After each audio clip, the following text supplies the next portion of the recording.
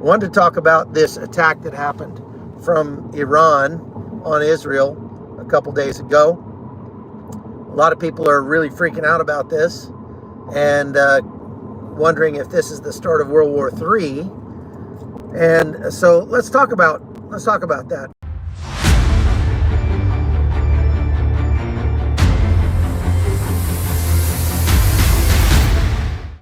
First of all, I was just listening to Peter Zeihan and his take on this attack. He believes this is really more political theater than anything.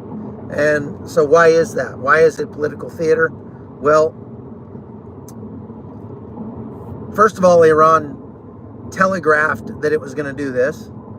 They say that this is in retaliation for the attack on their consulate in Damascus, Syria, back on April 1st.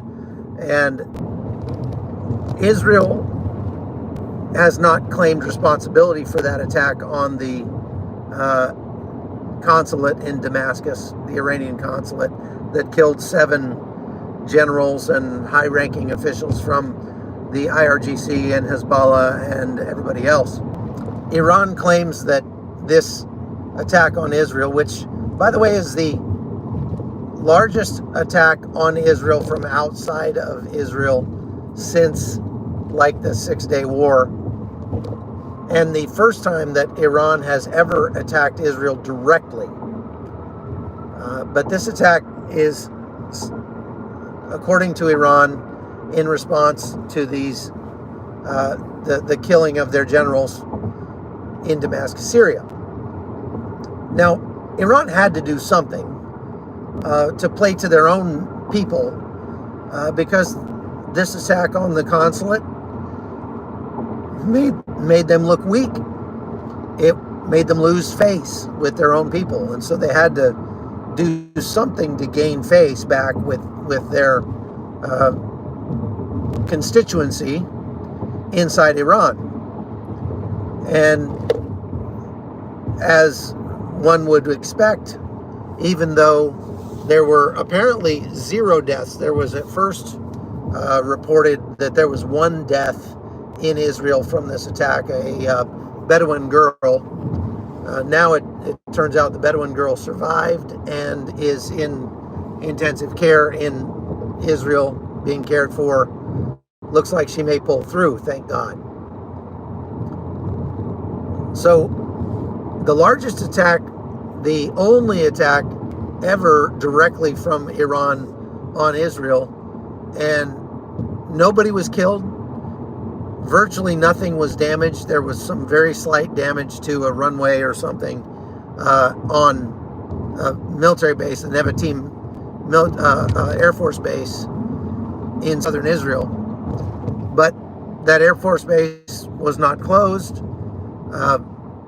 Aircraft are still coming and going from there, so really, no damage to speak of from such a massive attack.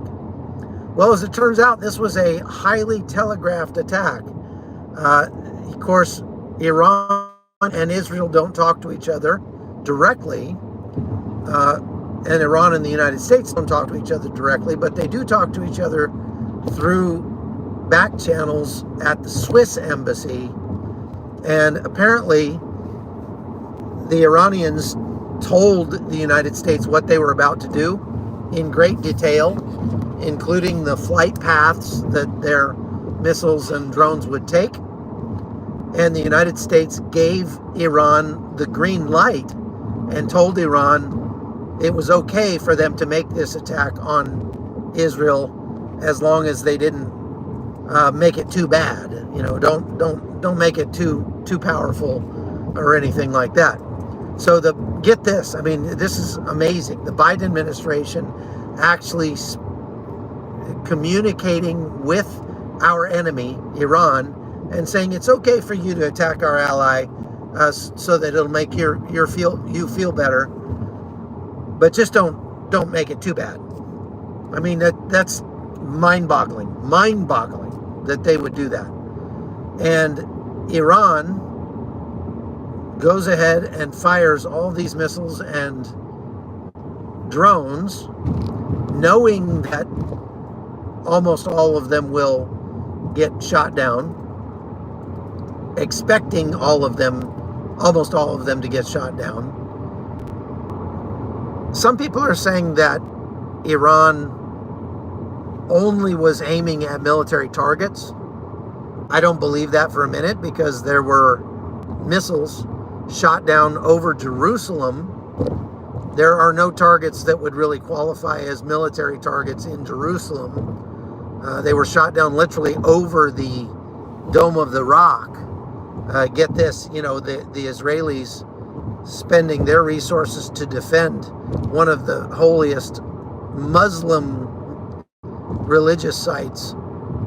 That's a great image right there. That's an amazing image.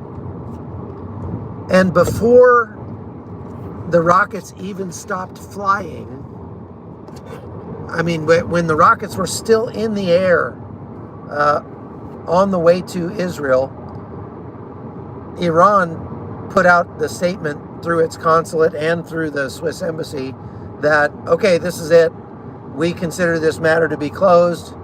And so, this is done. And any further response from Israel will actually result in war, real war between Israel and Iran. So Iran's like, no backsies.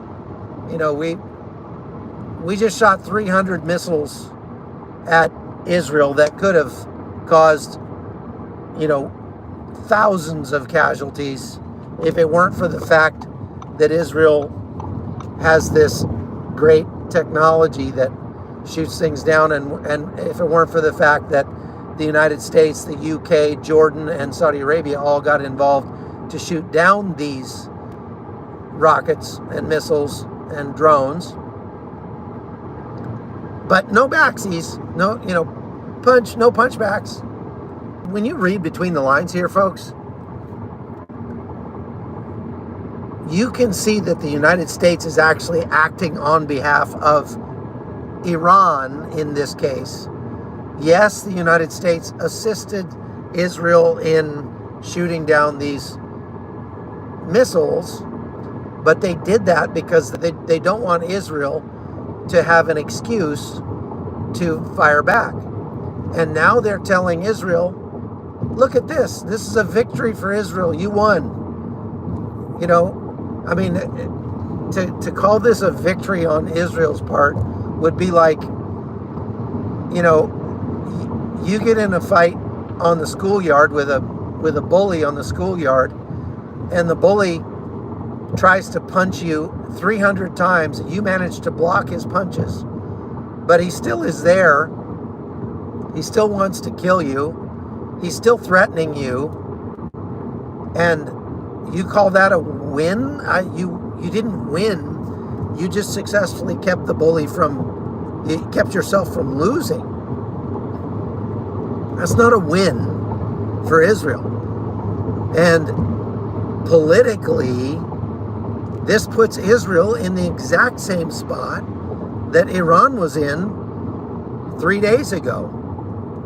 Because now Netanyahu, whose political future is shaky at best, is faced with, he's got to do something to save face, or else he looks weak to his own people. And he can't afford to look weak to his own people. He's got to take a strong position.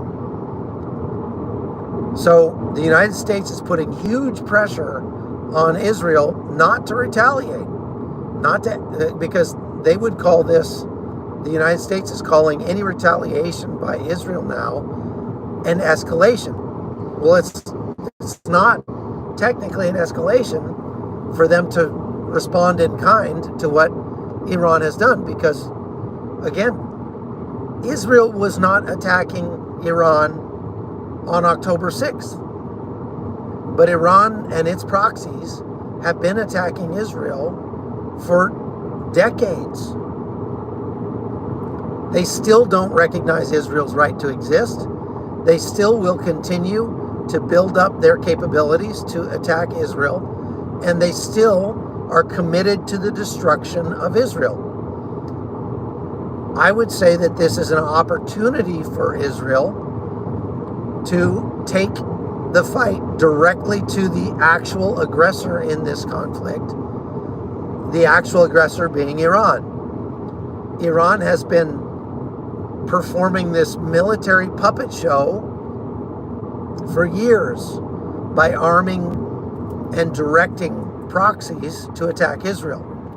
And as they have done so, this is extremely costly for Israel. I mean, just think of it this way.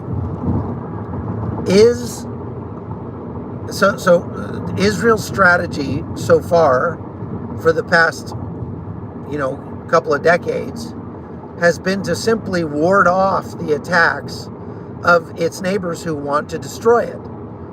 And, just blocking and just blocking all the attacks. Is that a way to ensure that the attacks stop? Or is it a way to teach your enemy to continue to evolve your attacks until they find a way to attack Israel in such a way that it cannot, that it fails to ward off the attacks? I mean, what was October 7th? October 7th was an evolution of the types of attacks we've seen against Israel for decades. And it was an evolution that happened to be successful. You could say the October 7th attack against Israel was a direct result of Israel's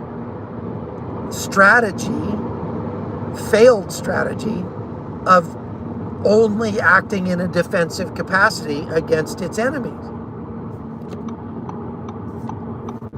At some point, Israel has got to act in an offensive capacity against his enemies to not only reduce or remove their ability to perform these kinds of attacks against Israel, but to teach their enemies a hard lesson that a proportional response is not forthcoming. It's only through a disproportional response that Israel can actually put a stop to these attacks for good.